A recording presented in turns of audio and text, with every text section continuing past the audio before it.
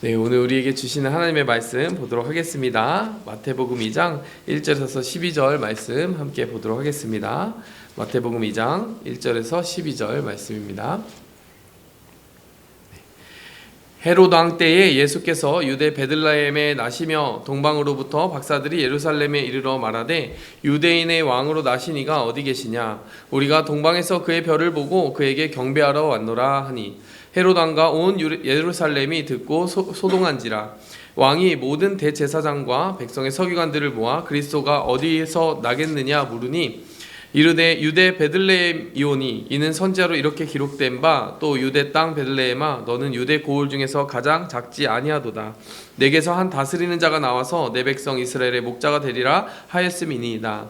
예, 헤롯이 가만히 박사들을 불러 별이 나타날 때를 자세히 묻고 베들레헴으로 보내며 이르되 가서 아기에 대하여 자세히 알아보고 찾거든 내게 고하여 나도 가서 그에게 경배하게 하라. 박사들이 왕의 말을 듣고 갈새 동방에서 보던 그 별이 문득 앞서 인도하여 가다가 아기 있는 곳 위에 머물러 서 있는지라. 그들이 별을 보고 매우 크게 기뻐하고 기뻐하더라. 집에 들어가 아기와 그의 어머니 마리아가 함께 있는 것을 보고 엎드려 아기께 경배하고 보배압을 열어 황금과 유황과 몰약을 예물로 드리니라. 그들은 꿈에 헤롯에게로 돌아가지 말라 지시하심을 받아 다른 길로 고국에 돌아가니라. 아멘. 네. 오늘 이렇게 뜻깊은 성탄 전야 예배에 함께 하게 되어서 하나님 앞에 참 감사하고 또 성도 여러분들 모두 축복합니다.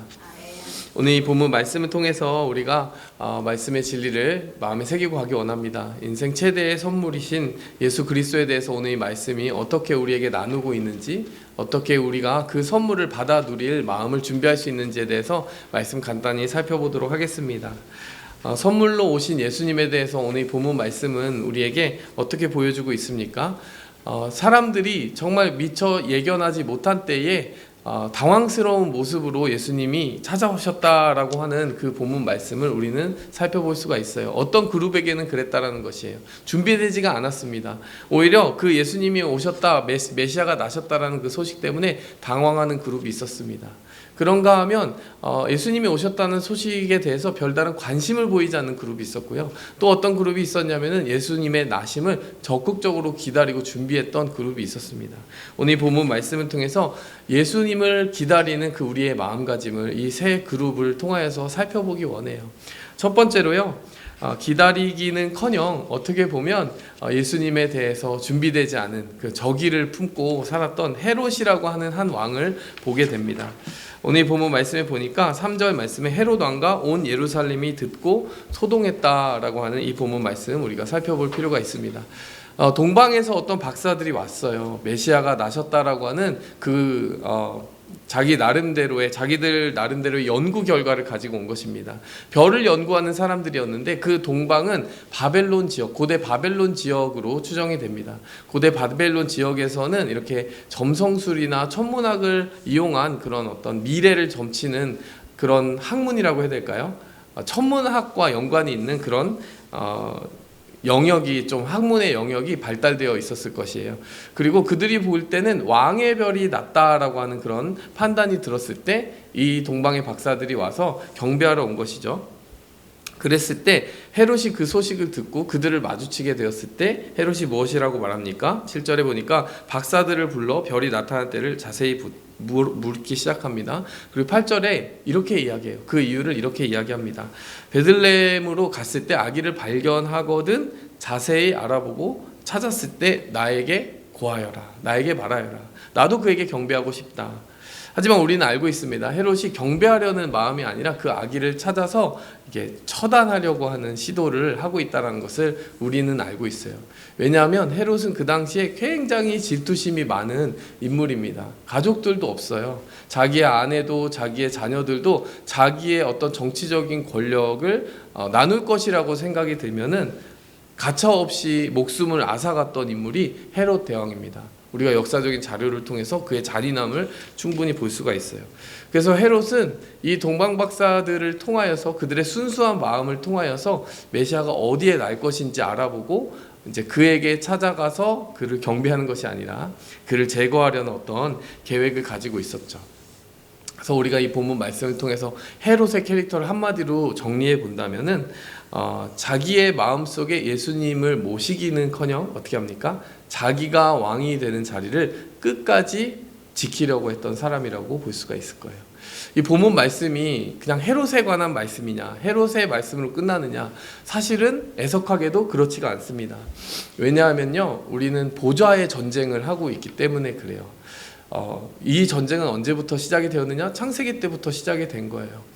하나님이 왕이 되셔서 우리 마음속에 좌정하여 계셔야 하는데, 선악과를 먹은 그 인간들은 계속해서 어떤 죄성을 가지고 살아가느냐? 내가 주인이 돼서 내가 판단하며 내가 가장 선한 길을 내 나름대로 찾겠다라고 하는, 자기가 주인된 자기 주인 의식을 가지고 살아가는 그러한 정체성을 가지게 되었기 때문이에요.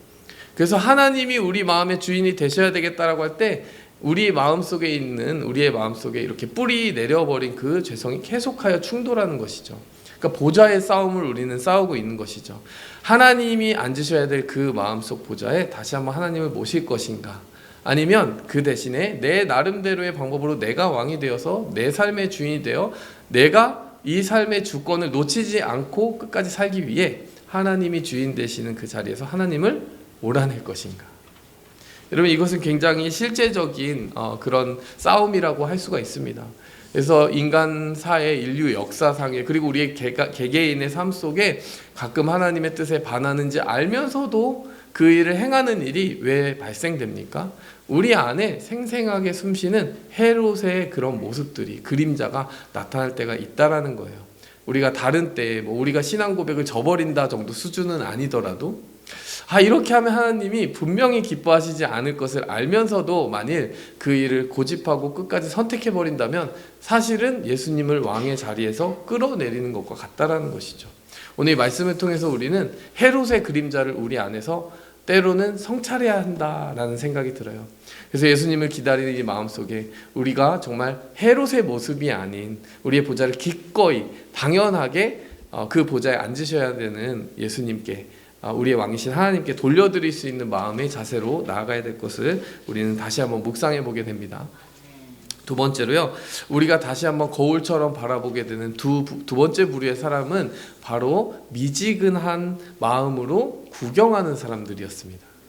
오늘 이 본문 말씀에 보면은 4절, 5절, 6절에 보니까 백성의 서기관들과 대제사장들을 불러 모으는 헤롯의 모습을 볼 수 있어요.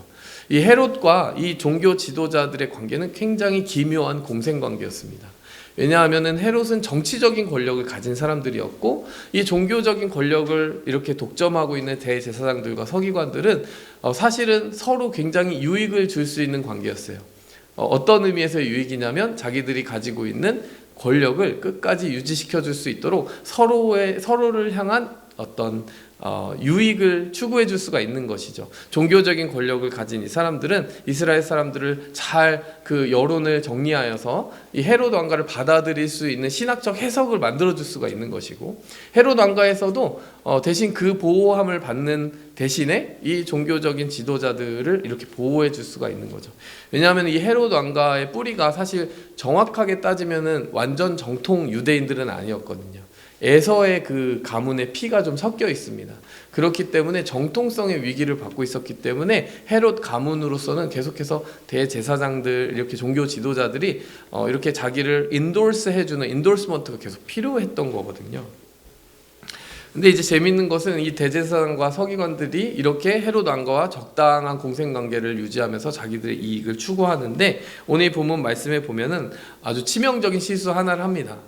헤롯이 이제 그리스도가 어디서 나겠느냐라고 이제 궁금증을 가지기 시작하니까 그걸 가장 잘 알만한 사람들인 대제사장과 이제 서기관들을 불러 모아서 그걸 물어보는 거예요. 물어봤더니 어떻게 합니까? 5절 말씀에 보니까 그에 대한 답을 해줘 버리는 거죠. 하면 안 되는데 해줘 버리는 거예요. 보니까 5절 말씀에 유대 베들레헴이오니 이는 선지자로 이렇게 기록된 바, 또 유대 땅 베들레헴아 너는 유대 고을 중에서 가장 작지 아니하도다. 내게서 한 다스리는 자가 나와서 내 백성 이스라엘의 목자가 되리라 하였음이니이다. 미가서 5장 2절 말씀을 정확히 인용하는 거예요. 그 당시 전 세계 인구가요 다 합쳐도 지금 이제 뭐 몇 억이 채 안 된다고 그래요. 지금과는 인구 규모가 상당히 다릅니다. 베들레헴은 작은 고을이에요. 그러면 이 고을은 뭐 지금으로 따지면 동사무소 정도가 아니라 뭐 정말 진짜 작은 카운티도 안 되죠. 진짜 작은, 예, 완전 시골 동네인 거예요. 만약 이렇게까지 좁혀서 알려주게 되면은 베들레헴입니다 라고 알려주게 되면은 이제 헤롯이 작전을 펼치기가 굉장히 수월해집니다. 집 코드를 한마디로 말하면 이렇게 찍어준 거나 다름없어요. 자, 그런데 여기서 우리는 질문을 해보게 되는 거예요. 이들이 과연 헤롯의 그 의도를 몰랐을까? 모르기는 좀 어렵지 않았을까요? 헤롯의 기존 캐릭터를 보면은 가족들이고 뭐고 이렇게 자기의 권력에 조금 이렇게 빗나간다 싶으면은 굉장히 잔인하게 행동을 했었는데, 메시아가 어디서 나는지 알려달라는 그 질문의 의도를 순수하게 받아들일 이유는 전혀 없는 거잖아요. 근데 이 대제사장들과 서기관들은 이 공생관계 속에서 그렇게 깊이 생각하지 않는 거예요. 그냥 알려주는 거예요. 왜냐하면 그게 그냥 적당히 자기들이 추구하고 있는 그 이익관계에 뭐 크게 도움이 된다고 생각하는 것이죠. 더 나아가서 자기 자신들이 어떤 열정이 없는 거죠. 아, 메시아가 온다라고 한 소식을, 그러니까 어떻게 보면 가장 먼저 들은 이 사람들이 만약에 그 소식에 의해서 일깨움을 받았으면 사실은 충격을 받고 정말 그런 일이 있단 말이야 하면서 가장 먼저 아는 이 사람들이 먼저 움직여야 되는 거 아닐까요? 대제사장과 이 서기관들이 제일 먼저 관심을 가져야 되지 않습니까? 그런데 아무런 관심을 보이지 않아요. 그냥 거기서 납니다. 1초도 걸리지 않는 답을 손쉽게 내어드리고서는 자기들은 움직이지도 않더라는 거예요. 그러니까 이게 얼마나 아이러니한 상황입니까? 자기들이 가장 먼저 예수님을 만날 수 있었는데 가장 늦게 만났다는 사실이죠. 헤롯보다도요. 심지어 헤롯보다도 더 그 열정이 덜했다라는 거예요. 뭐 헤롯은 안 좋은 열정이었지만요. 그래서 우리가 신앙생활을 하다 보면 이 본문 말씀 통해서 되새겨보게 되는 것은 적대적인 헤롯보다 이런 미지근한 대제사장이나 이런 서기관들이 덜 위험하다라고 생각할 때가 있는데 그렇지 않다라는 거예요. 미지근함도 적대적인 마음만큼이나 위험할 수 있다는 것이죠. 아무것도 바라지 않는 마음만큼 무서운 마음이 없어요. 그래서 어떤 사람들이 어떤 그런 표현을 했느냐면 사랑의 반대는 미움이 아니래요. 그럼 뭘까요? 무관심이라는 거죠. 그래서 연예인들이요, 악플보다 무플이 더 무섭다고 하는데요. 그러니까 아예 관심이 없으면 그 사람이 누구냐 관심도 가지지 않는다는 거예요. 차라리 나한테 욕을 할지언정 악플이라도 달아줬으면 좋겠다. 뭐 이게 연예인들의 마음이라고 하는데, 이를테면은 헤롯은 악플을, 하나님의 역사에 악플을 다는 사람이었다면 이 대제사장과 서기관들은 뭐예요? 아예 무플, 아예 그냥 리플라이를 하지 않는 무관심한 사람이었다는 거죠.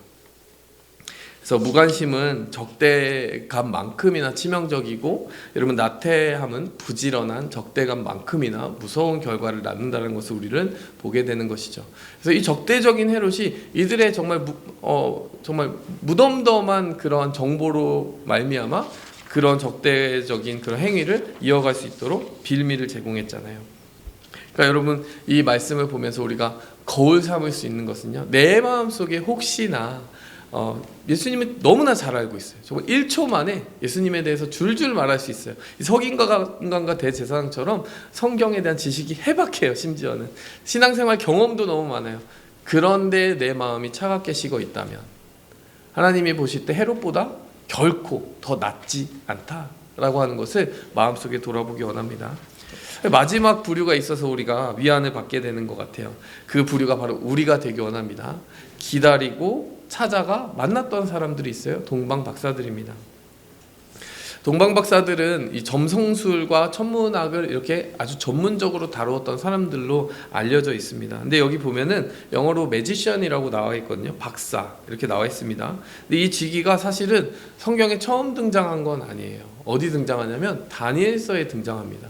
그래서 다니엘이 나중에 그 지역에서 느부갓네살 왕이라고 하는 바벨론의 왕이 총애를 받아가지고 이 포지션을 가지게 되었는데 Chief of Magician, 그러니까 박수장의 위치에 오른 적이 있어요. 그러니까 그들이 하는 역할은 무엇이었냐면은 그 왕국의 흥망성쇠나 길룡화복을 이제 해와 달과 천체들의 움직임을 가지고 점치는 행위를 하는 것이었죠. 물론 다니엘이 이제 그런 지식을 얼마나 갖추었는지 거기에 얼마나 적극적으로 이렇게 동참했는지는 모르겠지만 다니엘의 주된 활동은 하나님이 주신 영감을 가지고 이제 말씀 속에 기록된 계시를 이제 파악하고 그 하나님의 때를 분별하는데 조금 더 집중되어 있었던 것 같아요. 그래서 예레미야서에 기록된 70년 포로기가 이제 끝난다라고 하는 그 예언을 해석해서 하나님 앞에 중보기도 하기도 하고요. 뭐 그런 여러 가지 일련의 활동들을 같이 하게 된 거죠. 그러니까 그곳에서 박수장으로 있었지만 신앙인으로서 하나님이 주시는 영감을 가지고 시대를 읽으려고 했던 종이 누구입니까? 다니엘이라고 하는 이 사람이었죠. 그러니까 이 세상 속에 살았지만 그 세상 속에 있는 전문적인 지식과 함께 자신의 중심 속에 주신 말씀의 계시와 믿음을 적절하게 함께 가지고 가면서 이 세상 속에 빛과 소금으로 잘 살아갔던 사람이 다니엘이라고 할 수가 있습니다. 왜 다니엘 이야기를 이렇게 하냐면 그 동방 지역이 다니엘이 활동하던 지역인데 하필이면 다니엘이 가지고 있던 그 역할과 직위를 비슷하게 가지고 있는 이 사람들이 무려 500년 후에 이 지역을 찾아왔다라는 사실이죠. 이게 우연으로 보이지 않는 것, 참 신기한 일이 아닌가 싶어요. 그러니까 이렇게 시나리오를 생각해 볼 수가 있습니다. 다니엘이 남긴 영향력이 있고 말씀에 대한 지식이 있고 심지어는 다니엘이 인생의 그 여러 차례 하나님으로부터 받은 계시가 있는데요, 왕국의 흥망성쇠를 한눈에 볼 수 있도록 알려주셨었거든요. 그래서 뭐 금의 제국, 은의 제국, 동의 제국, 철의 제국, 철과 진흙이 섞인 제국 이렇게 연달아 나타날 것이다. 사자와 곰과 표범과 이렇게 놀라운 무서운 짐승 이런 제국들이 나타날 것인데 그 제국이 정확하게 특징적으로는 바벨론, 페르시아, 그리스, 로마 제국 이렇게 수순으로 열국 시대로 이렇게 이어지는 정확한 예언으로 이렇게 담겨져 있어요. 그리고 그 예언에서 하이라이트는 항상 뭐였냐면 인자와 같은 이가 와서 하늘에 좌정한 하나님으로부터 그 국권을 이양받는다, 그 장면이거든요. 그 장면이 다니엘서 7장과 또 2장에 공통적으로 등장해요. 다니엘서 2장에서는 이제 사람의 손으로 뜨이지 않은 돌이 와서 사람의 손으로 세워진 그 제국들의 우상을 무너뜨리는 것으로 나옵니다. 무너지는 시점이 언제냐면 로마 제국 그 시점이죠. 로마 제국, 그러니까 금, 은, 동, 철 그리고 철과 진흙이 섞인 이 제국의 순서대로 봤을 때는 로마 제국의 어떤 시점에 그 하나님의 역사, 반석이신 예수 그리스도가 와서 하나님의 나라의 그 국권을 선포하는 그 시점이 온다라고 하는 것을 다니엘의 그 예언을 통해 알 수가 있어요. 복잡한 말이지만 간단히 요약하면 다니엘은 알고 있었다. 어느 정도 메시아 그리스도께서 어떻게 오실지 하나님께 미리 들어 안 바가 있었다. 그렇다면 그가 가진 영향력을 가지고 함께 그 포지션을 가지고 있었던 사람들에게 메시아에 대한 갈망과 그런 기다림의 마음을 심어주었을 것 같지 않습니까? 그리고 무려 500년이 흐르는 동안 다니엘의 제자들이라고 하면 제자들일 텐데요, 이스라엘 사람들도 아닌 그 이방인들이 마음속에 가지고 있었던 그 메시아에 대한 갈망을 가지고 이곳에 와서 지금 예수님께 경배하는 첫 사람들이 되었다는 사실이에요. 재밌는 것은 그들이 어떤 유익을 구하러 온 것이 아니라 어떻게 했다는 겁니까? 예배드리러 왔다라는 것이에요. 금과 유향과 몰약을 가지고 왔다라는 것이에요. 금이 상징하는 것은 신성을 상징하는 것입니다. 유향이 상징하는 것은 제사장의 직분을 상징하는 것이에요. 유향은 제사에 쓰이는 것이기 때문에 그렇습니다. 그리고 몰약이 상징하는 것은 불멸이기 때문에 부활을 상징하는 것이에요. 왕이신 그분이 제사장의 직분을 감당하며 십자가를 지시고 그리고 죽지 않은 것, 썩지 않음을 입고 다시 부활하게 될 것이다 라는 내러티브가요, 금과 유향과 몰약 속에 들어있어요. 그들의 선물 속에 예수님이 오셔서 할 일이 다 밑그림으로 그려져 있는 거예요. 그분은 인간인 것처럼 보이지만 신성을 가지신 분이다. 금의 선물이죠. 제사장으로 오셔서 십자가로 말미암아 단번에 자신을 제물로 드리셔서 우리의 죄를 속하실 것이다. 그게 유향입니다. 몰약은 그 죽으셨던 예수님이 다시 사셔서 영원히 썩지 않음을 입게 된다. 그러니까 시체의 부패를 막는 그 몰약은 바로 그것을 상징하는 것이죠. 그러니까 예수님의 삶의 모든 이야기들을 압축한 선물들을 갖다 드리는 거예요. 여러분, 참 이 동방 박사들의 모습이 우리가 배우고 좀 이 성탄에 새기고 가야 될 모습이 아닌가 생각이 듭니다. 기다렸습니다. 말씀을 깊이 공부했어요. 500년이 흐르는 동안 그 열정이 식지 않았어요. 그리고 무엇보다 무언가 받기 바라는 마음보다 드리고자 하는 마음을 앞세웠습니다. 여러분, 우리는 은혜 받는다라는 표현 많이 쓰잖아요. 은혜 받으러 온 게 아니에요. 은혜 갚으러 왔습니다. 이게 무슨 차이를 가지는지 아세요? 이들에게는 메시아야말로 자기들이 받은 가장 놀랍고 하나님이 주신 가장 최고의 선물이었던 거예요. 더 다른 어떤 은혜를 받기 위해서 여기에 왔다, 그것이 아니라 자기들이 목격한 그 연약한 아기의 몸으로 오신 하나님의 놀라운 기적, 메시아가 앞으로 어떤 일을 행하실지 모르지만 그로부터 무언가 받을 건 하나도 없잖아요. 지금 그냥 아기의 모습으로만 계시잖아요. 하지만 그 사건이야말로 그냥 오신 그 자체만으로 놀라운 선물이라는 것을 고백하는 것이에요. 그래서 사실은 우리가 예배라는 것을 예배라는 행위, 우리가 한 예배를 드리는 이유와 목적을 다시 정립하고 갈 필요가 있습니다. 예배는 우리가 받기 위해 하는 것이 아닙니다. 예배는 우리가 받는 게 아니죠. 당연히 예배는 누가 받는 것입니까? 하나님이 받으시는 거예요. 우리가 받는 은혜가 있습니다. 근데 우리가 받는 은혜의 본질은 무엇입니까? 우리가 구하기도 전에 주신, 쏟아부어 주신 우리의 존재 그 자체, 그리고 죄인인 우리를 구속하여 주신 예수 그리스도. 사실 그거면 충분하지 않나요? 우리가 받을 어떤 은혜보다도 사실 그 은혜면 이미 족하고도 충분하다라는 거예요. 그러니 우리는 사실 어떤 더 많은 은혜를 사모하는 것은 좋지만 무언가 부족한 사람처럼, 덜 받은 사람처럼 생각할 필요는 없습니다. 그리스도인이라면 예외 없이 최고의 선물을 이미 다 받았어요. 오히려 내가 어떻게 하면 은혜를 갚을까? 내가 어떻게 하면 내게 받은 선물이 이렇게 놀라운 것이라는 것을 세상 속에 나타낼 수 있을까? 이 동방박사는 그 열정 가지고 살았거든요. 난 금으로 예수님의 신성을 표현하겠어. 나는 유향으로 예수 그리스도의 십자가를 고백하겠어. 나는 모략으로 그분이 부활의 길을 걸어갈 것을, 그래서 모두에게 산자의 천년매가 되실 것을 고백하겠어. 어떻게 하면 은혜를 갚을까? 그것을 생각하며 그 길을 완성했다라는 것입니다. 여러분, 기다리고 찾아가고 준비하고 드릴 수 있는 마음, 동방박사의 마음입니다. 말씀을 맺도록 하겠습니다. 이 세 부류의 사람들을 통해서 우리는 우리 안에 뒤섞여 있는 우리의 자화상을 보게 되는 거예요.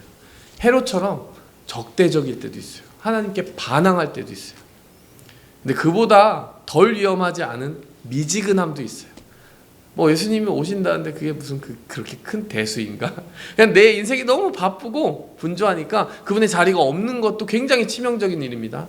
그러나 우리 안에 하나님이 주셨으면 하는 마음, 그리고 이미 주셨다면 그것이 지배적인 마음이 되었으면 하는 그 마음은 바로 동방박사의 마음이에요. 오랫동안 기다리고 묵상하고 그분을 위해 내가 받은 선물을 어떻게 표현할 수 있을지, 예배자의 마음으로 살아가는 것. 여러분, 그 축복이 우리에게 있기 원하고 그 축복을 누리는 것이 무엇인지 우리의 삶을 살아가면서 더 깊이 이해하게 되기를 원합니다.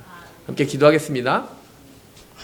하나님 아버지, 오늘 이 성탄 전야의 예배를 드리면서 우리 안에 정말 생생하게 때로 살아있는 헤롯의 모습, 혹은 서기관의 모습, 혹은 동방박사의 모습을 하나님 다시 한번 거울 삼아, 말씀을 거울 삼아 살펴보았습니다. 하나님, 우리가 성찰하게 도와주시옵소서. 우리 안에 있는 헤롯은 점점 더 작아지고 죽어지게 하시고, 우리 안에 있는 서기관 역시 정말 사라지게 도와주시고, 우리 안에 정말 하나님이 심어주신 그 동방박사의 마음, 그 마음으로 우리가 우리의 인생을 풍요롭게 하나님을 향한 반응과 고백으로 채워가게 도와주시옵소서. 예수 그리스도의 이름으로 감사하며 기도하였습니다. 아멘. 우리 찬송가 한 장 더 부르고 나아가기 원합니다. 122장 참 반가운 성도여, 함께 부르며 나아가겠습니다.